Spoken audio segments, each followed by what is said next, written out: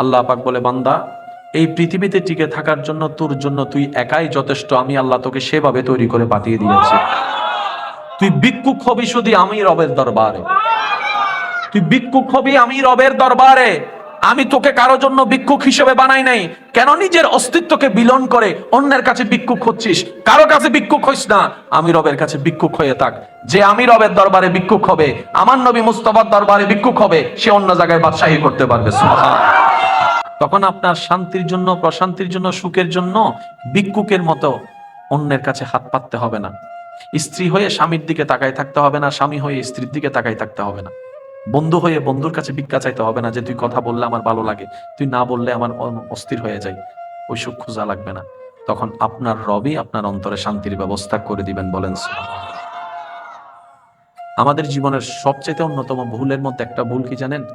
আমরা স্ব ইচ্ছায় সব জ্ঞানে নিজের সুখের চাবিটা অন্যের হাতে তুলে দিছি, যার কারণে ভিক্ষুকের মতো এখন তাকাই থাকতে হয়। ওই ভালোবাসার মানুষ, প্রিয় মানুষটা দিলে পায়, নাইলে পায় না। একটু জোরে বলতে হবে। আমাদের নিজস্ব একটা রাজ্য আমরা তৈরি করতে ভুলে গিয়েছি, যার কারণে ওই ভিক্ষুকের মতো তাকাই থাকতে হয়। স্ত্রী হয়ে স্বামীর দিকে, স্বামী হয়ে স্ত্রীর দিকে। তুমি বললে মনটা খুশি হবে, একটু ভালো কথা স্ত্রী বললে মনটা খুশি হবে। মনে রাখবেন, আসছি একা, যাবো একা। আল্লাহ আমাদেরকে পাঠাইছো একা, নিয়ে যাচ্ছ একা। বান্দা, তোমার প্রত্যেকটা সেকেন্ড আমি রবের রহমতের বাইরে নয়। আমি রব না দিলে তোমার কোনো অস্তিত্বই থাকবে না। ও বান্দা, আমি আল্লাহ তোমাকে এত এত ভালোবাসি, তুমি আমাকে ডাকতে ভুলে গেল, আমি দয়া করতে ভুলি না। যার অভিভাবক আছে তার কোনো টেনশন, যার মালিক আছে তার কোনো টেনশন, যার মাথার উপর ছাদ আছে তার কোনো টেনশন, যার পায়ের নিচে জমিন আছে তার কোনো টেনশন, যার একজন চালানেওয়ালা আছে তার কোনো টেনশন, যার একজন হাত ধরনেওয়ালা আছে তার কোনো টেনশন, যার একজন দেনেওয়ালা আছে তার কোনো টেনশন। এবার আপনি আমি যে সমস্ত বিষয় নিয়ে টেনশনে মরে যাচ্ছি, প্রত্যেকটা বিষয় আল্লাহ আমাদেরকে কভার দিয়ে যাচ্ছেন, রহমত দিয়ে যাচ্ছেন। সুতরাং আমাদের টেনশন আছে কেন? আমরা ওয়াফাদার বান্দা হতে পারি নাই। আর যারা ওয়াফাদার বান্দা হওয়ার মতো বান্দা হয়ে গিয়েছে, কারবালার ময়দানে কঠিন মুহূর্তেও ওনারা হাসি মুখে ছিল। বলেন সুবহান। জান্নাতের যুবকের সর্দার কয়জন? জোরে বানিয়েছেন কে? আল্লাহ যেহেতু বানিয়েছেন, জেনে শুনে বুঝেই তো বানিয়েছেন। সুবহানাল্লাহ বলবেন। জান্নাতের যুবকের সর্দার তো আল্লাহ হুট করে কাউকে কিছু তুলে বানাই দেয় না। চাইলে আল্লাহ পারে যে কাউকে বানাইতে, কিন্তু বানান নাই। আল্লাহ তাআলা বলে আমি মালিক, চাইলে যে কাউকে বানাতে পারি, কিন্তু আমি যেইটাই করি বানালো একটা নিয়মে বানাই। আল্লাহ পাক বলেও আমার বান্দা, আমি জান্নাতের যুবকের সর্দার বানিয়েছি যাদেরকে, ওনাদের মধ্যে হোসাইনকে দেখ না। কাকে আমি জান্নাতের জান্নাতের যুবকের সর্দার বানিয়েছি? কাকে আমি আল্লাহ জান্নাতের যুবকের সর্দার বানিয়েছি? তোরা দেখ। কারবালার কঠিন ময়দানে শত্রু চতুর্দিকে ঘেরা, তারপর আমি রবের দরবারে হাসি মুখে শুকরিয়া করেছে ইমাম হুসাইন। পানির তৃষ্ণায় বুক ফেটে যাচ্ছে, নীল ফুরাত নদী বন্ধ, তারপর আফসোস করে নাই, আপত্তি করে নাই, আমি রবের দরবারে শুকরিয়াই। পরীক্ষা নিতে নিতে, কষ্ট দিতে দিতে, সর্বোচ্চ কষ্টের মধ্যে অন্যতম কষ্ট বাবার কোলে সন্তানের লাশ।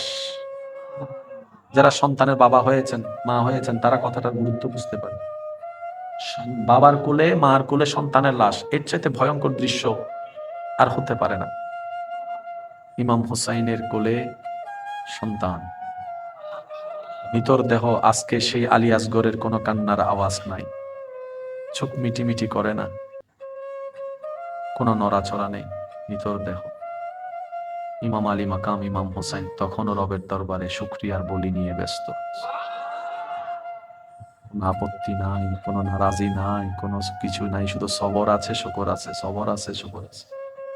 ধৈর্যের প্রমাণ দিতে দিতে দিতে দিতে দিতে দিতে হাজার কষ্টকে আপন করে নিতে নিতে নিতে নিতে বিশ্ববাসীকে প্রমাণ করে দিল, তোমরা যখন চাকরি ব্যবসার বিভিন্ন অজুহাতে নামাজকে বাদ দিচ্ছ, আমি হোসাইনকে দেখো হাজার তীরের আঘাতের মধ্যেও নামাজের মাধ্যমে রবের দরবারে সিজদায় মাথা ঝুঁকিয়ে দিয়ে প্রমাণ করে দিলাম, আল্লাহ তুমি আমাকে যেভাবে রেখে খুশি, আমি হোসাইন সেভাবে থেকে খুশি।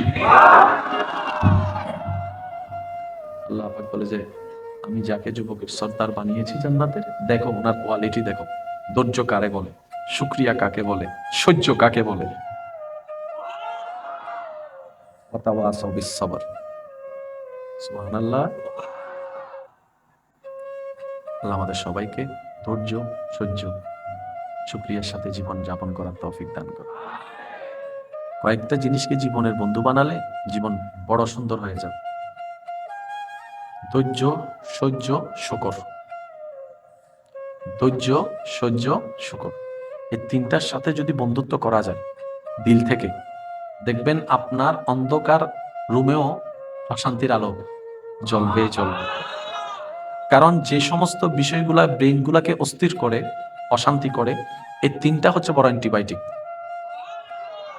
ভিতর থেকে কাজ করবে এমন ভাবে আপনার প্রশান্তিতে অন্তর ভরে যাবে, বুকটা আলোকিত হয়ে যাবে। আল্লাহ বলছেন আমার বান্দাদের মধ্যে বেশিরভাগই ইন্নাল ইনসানা লাফি খুসর, তারা লসে আছে। ইন্নাল ইনসানা লাফি খুসর, লসে আছে। আল্লাহ কেউ কি লাভে নাই? বলে যে আছে।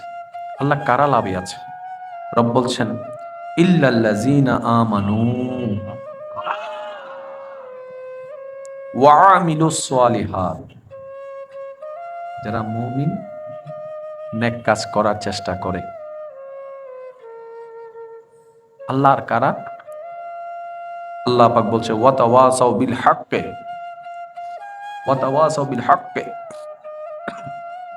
এবং যারা হক কথার প্রতি, হক কাজের প্রতি, ভালো কাজের প্রতি আদেশ দেয়, সাথে থাকে। ওয়াতাওয়াসাউ বিস সাবর, এবং যারা ধৈর্যের সাথে বন্ধুত্ব করে। অর্থাৎ যার ভিতরে ঈমান, ভালো কাজের চেষ্টা, হকের প্রতি আগ্রহ, ধৈর্যের সাথে বন্ধুত্ব, আমার সে সমস্ত বান্দারা লাভে আছে যাদের ভিতরে প্রধানত এই চারটা গুণ থাকবে, তারাই লাভে থাকবে। এবার আমরা কি লসে পড়ে থাকতে চাই না লাভে? লাভ থাকার জন্য আমাদের এই সমস্ত শব্দগুলা, কোয়ালিটিগুলা পরিপূর্ণ করতে হবে নিজেদের ভিতরে। আল্লাহ আমাদের সবাইকে আমল করার তৌফিক দান করুন। এবার আসুন, আল্লাহ তাআলা বান্দাদেরকে বড্ড ভালোবাসে। আল্লাহ বান্দাদেরকে বড্ড ভালোবাসে। 99 ভাগ রহমত নিজের কাছে রেখে 1 ভাগ রহমতকে সৃষ্টিতে বিতরণ করে দিয়েছেন, আর বাকি 99 ভাগ রেখে দিয়েছেন হাসরের ময়দানে বান্দাদেরকে দয়া করার জন্য। বান্দার যা দরকার, যখন দরকার, যেভাবে দরকার, প্রতি সেকেন্ডে যিনি নজর রাখেন, খেয়াল রাখেন, তিনি আমাদের রব্বুল আলামিন।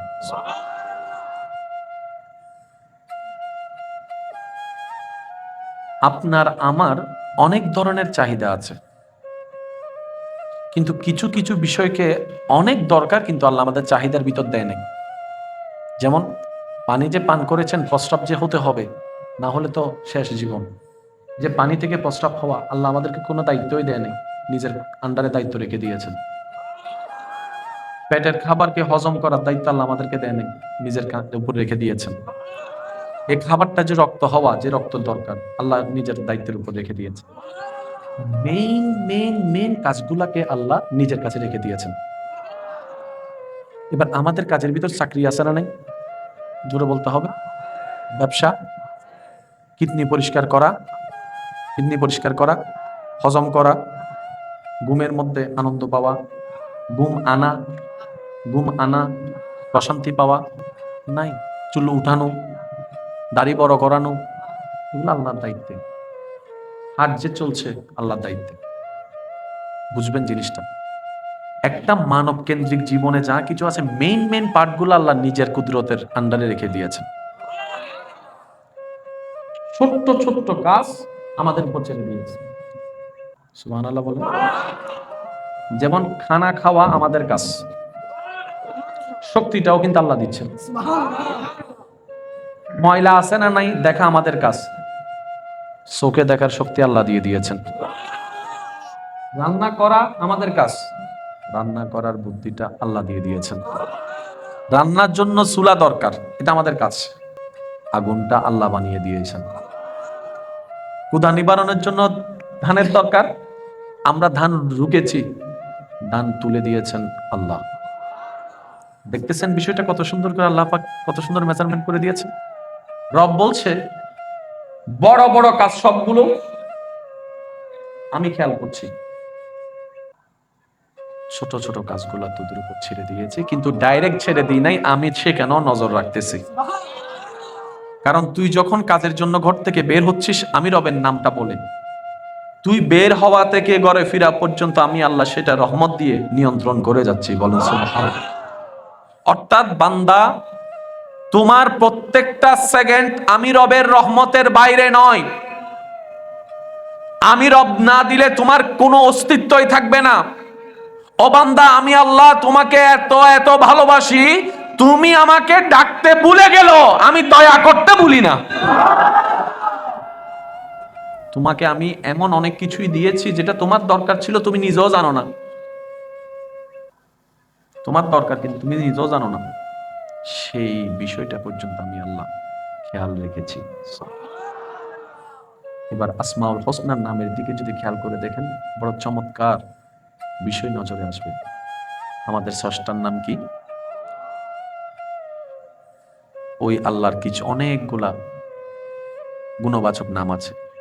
রহমান আছে, রহিম আছে, সত্তার আছে, গাফফার আছে, জব্বার আছে, খালিক আছে, মালিক আছে, সামিউন আছে, বসিরুন আছে, গফফার আছে। আল্লাহ তোমার এত রকমের নাম কেন? রব বলে যে এক একটা নাম এক একটা মহাসমুদ্র, এক একটা নাম এক এক রকমের রং, আর আমার এক একটা নামের তাসির এক এক রকম, রং এক এক রকম, স্বাদ এক এক রকম, কোয়ালিটি এক এক রকম, তার রিয়েকশন এক এক রকম। আর আমি আল্লাহ প্রত্যেকটা নামের গুণ নিজের মধ্যে রেখেছি শুধু তোদের উপর দয়া করার জন্য, তোদের কল্যাণের জন্য। ডাকলে শুনতে হয়, ডাকবে বান্দা, শুনবে আল্লাহ। রব বলে যে তোরা যেন ডাকলে আমি শুনি, সেজন্য আমি সামির। তোদের অবস্থা জানার জন্য আমার দেখা লাগবে, সেজন্য আমি বসির। আর একটু জোরে বলেন, আর একটু জোরে বলেন। তোদের যে রিজিক লাগবে সেজন্য আমি রাজ্জাক, তোদের যে দয়া লাগবে সেজন্য আমি রহমান। ও বান্দা, তোরা যে গুনাহ করবি সবাই জেনে যাবে, গোপন করার জন্য আমাকে লাগবে, সেজন্য আমি সত্তার। তোদের গুনাহ মাফ না হলে তোরা জাহান্নামে চলে যাবে, সেজন্য আমি গফফার। তোদেরকে আমি জাহান্নাম থেকে জান্নাত দিব, তোদের দরকার, সেজন্য আমি মালিক। তোদের চিন্তা করার দরকার নাই তো, আমি আল্লাহ আছি তো তোদের। তোরা শুধু আমাকে একটু স্মরণ করিস, আর স্মরণটা যেন দিল থেকে হয়, মন থেকে হয়, প্রাণ থেকে হয়। কারণ মুখের আওয়াজ আমার দরবারে পৌঁছাতে মুখের আওয়াজ লাগে না, তোর কানে অন্যের আওয়াজ পৌঁছাতে মুখের আওয়াজের শক্তি লাগে, শব্দের প্রয়োজন হয়।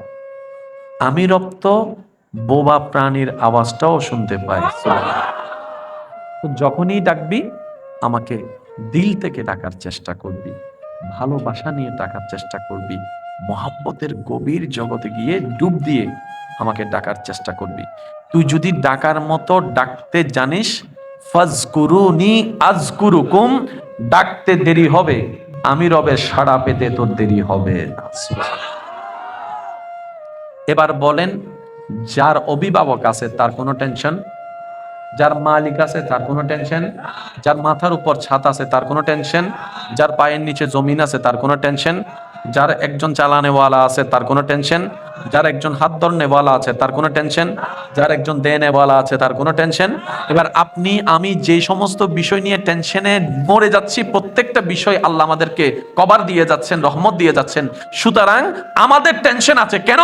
আমরা ওয়াফাদার বান্দা হতে পারি নাই। আর যারা ওয়াফাদার বান্দা হওয়ার মতো বান্দা হয়ে গিয়েছে, কারবালার ময়দানে কঠিন মুহূর্তেও ওনারা হাসি মুখে ছিল। বলেন সুবহান।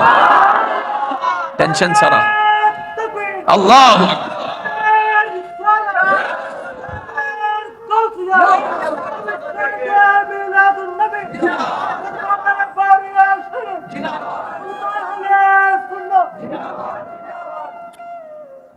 জান্নাতের যুবকের সর্দার কয়জন? জোরে বানিয়েছেন কে? আল্লাহ যেহেতু বানিয়েছেন, জেনে শুনে বুঝেই তো বানিয়েছেন। সুবহানাল্লাহ বলবেন। জান্নাতের যুবকের সর্দার তো আল্লাহ হুট করে কাউকে দুজন তুলে বানাই দেয় নাই। চাইলে আল্লাহ পারে যে কাউকে বানাইতে, না বানান নাই। আল্লাহ তাআলা বলে আমি মালিক, চাইলে যে কাউকে বানাতে পারি, কিন্তু আমি যেটাই করি বানালো একটা নিয়মে বানাই। আল্লাহ পাক বলেও আমার বান্দা, আমি জান্নাতের যুবকের সর্দার বানিয়েছি যাদেরকে, ওনাদের মধ্যে হুসাইনকে দেখ না। কাকে আমি জান্নাতের যুবকের সর্দার বানিয়েছি? কাকে আমি আল্লাহ জান্নাতের যুবকের সর্দার বানিয়েছি? তোরা দেখ। কারবালার কঠিন ময়দানে শত্রু চতুর্দিকে ঘেরা, তারপর আমি রবের দরবারে হাসি মুখে শুকরিয়া করেছে ইমাম হুসাইন। পানির তৃষ্ণায় বুক ফেটে যাচ্ছে, নীল ফুরাত নদী বন্ধ, তারপর আফসোস করে নেই, আপত্তি করে নেই, আমি রবের দরবারে শুকরিয়াই। পরীক্ষা নিতে নিতে, কষ্ট দিতে দিতে, সর্বোচ্চ কষ্টের মধ্যে অন্যতম কষ্ট বাবার কোলে সন্তানের লাশ। যারা সন্তানের বাবা হয়েছেন, মা হয়েছেন, তারা কথাটার গুরুত্ব বুঝতে পারে। বাবার কোলে, মার কোলে সন্তানের লাশ, এর চাইতে ভয়ঙ্কর দৃশ্য আর হতে পারে না। ইমাম হুসাইনের কোলে সন্তান, ভিতর দেহ। আজকে সেই আলী আসগরের কোনো কান্নার আওয়াজ নাই, চোখ মিটি মিটি করে না, কোনো নড়াচড়া নেই, ভিতর দেহ। ইমাম আলী মাকাম ইমাম হুসাইন তখনও রবের দরবারে শুকরিয়ার বলি নিয়ে ব্যস্ত। আপত্তি নাই, কোনো নারাজি নাই, কোনো কিছু নাই, শুধু সবর আছে, শুকর আছে, সবর আছে, শুকর আছে। ধৈর্যের প্রমাণ দিতে দিতে দিতে দিতে দিতে দিতে, হাজার কষ্টকে আপন করে নিতে নিতে নিতে নিতে বিশ্ববাসীকে প্রমাণ করে দিল, তোমরা যখন চাকরি ব্যবসার বিভিন্ন অজুহাতে নামাজকে বাদ দিচ্ছ, আমি হোসাইনকে দেখো হাজার তীরের আঘাতের মধ্যেও নামাজের মাধ্যমে রবের দরবারে সিজদায় মাথা ঝুঁকিয়ে দিয়ে প্রমাণ করে দিলাম, আল্লাহ তুমি আমাকে যেভাবে রেখে খুশি, আমি হোসাইন সেভাবে থেকে খুশি। আল্লাহ পাক বলে যে আমি যাকে যুবকের সর্দার বানিয়েছি জান্নাতের, দেখো ওনার কোয়ালিটি দেখো। ধৈর্য কারে বলে, শুকরিয়া কাকে বলে, সহ্য কাকে বলে। ওয়াতাওয়াসাউ বিস-সাবর। সুবহানাল্লাহ। আল্লাহ আমাদের সবাইকে ধৈর্য, সহ্য, শুকরিয়ার সাথে জীবন যাপন করার তৌফিক দান করুন। কয়েকটা জিনিসকে জীবনের বন্ধু বানালে জীবন বড় সুন্দর হয়ে যাবে। ধৈর্য, সহ্য, শুকর।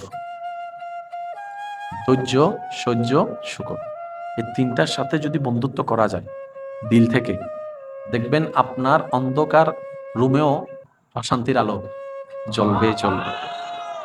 কারণ যে সমস্ত বিষয়গুলা ব্রেইনগুলাকে অস্থির করে, অশান্তি করে, এই তিনটা হচ্ছে বড় অ্যান্টিবায়োটিক। ভিতর থেকে কাজ করবে এমন ভাবে আপনার প্রশান্তিতে অন্তর ভরে যাবে, বুকটা আলোকিত হয়ে যাবে। তখন আপনার শান্তির জন্য, প্রশান্তির জন্য, সুখের জন্য ভিক্ষুকের মতো অন্যের কাছে হাত পাততে হবে না। স্ত্রী হয়ে স্বামীর দিকে তাকায় থাকতে হবে না, স্বামী হয়ে স্ত্রীর দিকে তাকায় থাকতে হবে না। বন্ধু হয়ে বন্ধুর কাছে ভিক্ষা চাইতে হবে না, যে তুই কথা বললে আমার ভালো লাগে, তুই না বললে আমার অস্থির হয়ে যায়। ওই সুখ খোঁজা লাগবে না। তখন আপনার রবই আপনার অন্তরে শান্তির ব্যবস্থা করে দিবেন। বলেন সুবহানাল্লাহ। আমাদের জীবনের সবচাইতে অন্যতম ভুলের মধ্যে একটা ভুল কি জানেন? আমরা স্ব ইচ্ছায় সব জ্ঞানে নিজের সুখের চাবিটা অন্যের হাতে তুলে দিছি, যার কারণে ভিক্ষুকের মতো এখন তাকাই থাকতে হয়। ওই ভালোবাসার মানুষ, প্রিয় মানুষটা দিলে পায়, নাইলে পায় না। একটু জোরে বলতে হবে। আমাদের নিজস্ব একটা রাজ্য আমরা তৈরি করতে ভুলে গিয়েছি, যার কারণে ওই ভিক্ষুকের মতো তাকায় থাকতে হয়, স্ত্রী হয়ে স্বামীর দিকে, স্বামী হয়ে স্ত্রীর দিকে। তুমি বললে মনটা খুশি হবে, একটু ভালো কথা স্ত্রী বললে মনটা খুশি হবে। মনে রাখবেন, আসছি একা, যাবো একা। আল্লাহ আমাদেরকে পাঠাইছো একা, নিয়ে যাচ্ছ একা। আল্লাহ পাক বলে, বান্দা এই পৃথিবীতে টিকে থাকার জন্য তোর জন্য তুই একাই যথেষ্ট, আমি আল্লাহ তোকে সেভাবে তৈরি করে পাঠিয়ে দিয়েছি। তুই ভিক্ষুক হবি শুধু আমি রবের দরবারে, তুই ভিক্ষুক হবি আমি রবের দরবারে। আমি তোকে কারো জন্য ভিক্ষুক হিসেবে বানাই নাই। কেন নিজের অস্তিত্বকে বিলন করে অন্যের কাছে ভিক্ষুক হচ্ছিস? কারো কাছে ভিক্ষুক হইস না, আমি রবের কাছে ভিক্ষুক হয়ে থাক। যে আমি রবের দরবারে ভিক্ষুক হবে, আমার নবী মুস্তাফার দরবারে ভিক্ষুক হবে, সে অন্য জায়গায় বাদশাহী করতে পারবে। সুবহানাল্লাহ। প্রত্যেকটি কিছু একটা সিস্টেম আছে। আমরা আসল দরবার ছেড়ে যখন এদিকে চলে আসছি দুনিয়ার মধ্যে, সেজন্য আমরা বাদশাহ হয়ে ভিক্ষুক হয়ে গেছি। দেখেন, দুনিয়াবি বাদশাহী করার জন্য একটা সিংহাসনের দরকার। একটু জোরে বলতে হবে। দুনিয়াবি বাদশাহী করার জন্য একটা সিংহাসনের দরকার, জনমনের ভোটের দরকার, রাজ্যের বাসিন্দাদের একটা মতামতের দরকার, তারপরে সৈন্যবাহিনীর দরকার, টাকার দরকার, রিয়ালের দরকার, ডলারের দরকার, তেলের দরকার। আবার এত কিছু থাকলে হবে না, দেশের মধ্যে একটা জায়গাও বড় থাকার দরকার, তারপরে বিভিন্ন দেশের সাথে সম্পর্ক থাকার দরকার। অনেক কোয়ালিটি মেনটেন করে, অনেক শর্ত পূরণ করে একটা বাদশা হয়। আর যারা আল্লাহর প্রিয় বান্দা হয়ে যায়, গাছতলায় বসেও বাদশাহী, মাথার উপর ছাদ নাই তারপরেও বাদশাহী, আর একটু জোরে, সুন্দর কোন দালান নাই তারপরেও বাদশাহী। এবার জগৎ জিজ্ঞেস করে, উনি তো রাজসিংহাসন পেয়ে লক্ষ মানুষ ওনার ভক্ত, ওনার কথা সবাই শুনে, কারণ ওনার সিংহাসন আছে। আপনি তো সিংহাসন যারা বাদশাহী করতেছেন, ওনার জন্য লক্ষ মানুষ পাগল, আপনার জন্য কোটি মানুষ পাগল, ব্যাপারটা কি? এবার হাদিস ডাক দিয়ে বলে, আল্লাহ যখন পৃথিবীতে কোনো মানুষকে, কোনো বান্দাকে ভালোবাসে, জিব্রাইলকে ডেকে বলে, আল্লাহ, এ জিব্রাইল, আমি অমুককে ভালোবাসি, আমি আল্লাহ অমুককে ভালোবাসি, তুমিও আজকে থেকে তাকে ভালোবাসো। আল্লাহর নির্দেশটা শুনে জিব্রাইল ফেরেশতাদের মিটিং কার্যালয়ে এসে ঘোষণাটা শুনিয়ে দেয়, আল্লাহ ওনাকে ভালোবাসে, আমি জিব্রাইল তোমাদের সর্দার ওনাকে ভালোবাসি, সুতরাং তোমরাও আজকে থেকে ওনাকে ভালোবাসা শুরু করো, সম্মান করো। এবার সে বার্তাটুকু জমিনে ফেরেশতারা মানুষের অন্তরে অন্তরে পৌঁছায় দেয়। এবার মানুষের অন্তরে অটোমেটিক তার প্রতি, ওনার প্রতি ভালোবাসা সৃষ্টি হয়ে যায়। সুবহানাল্লাহ। একবার দরুদ শরীফ পড়েন, আল্লাহুম্মা সাল্লি মাওলানা মুহাম্মদ ওয়া আলা আলি সাইয়্যিদিনা মাওলানা। আল্লাহ তুমি দয়া করো, নসিব করো মদিনা, সেই মদিনা না দেখাইয়া কবরেতে নিও না। আল্লাহুম্মা সাল্লি আলা সাইয়্যিদিনা মাওলানা মুহাম্মদ ওয়া আলা আলি সাইয়্যিদিনা মাওলানা মুহাম্মদ। সবাই একবার মন থেকে বলি আলহামদুলিল্লাহ।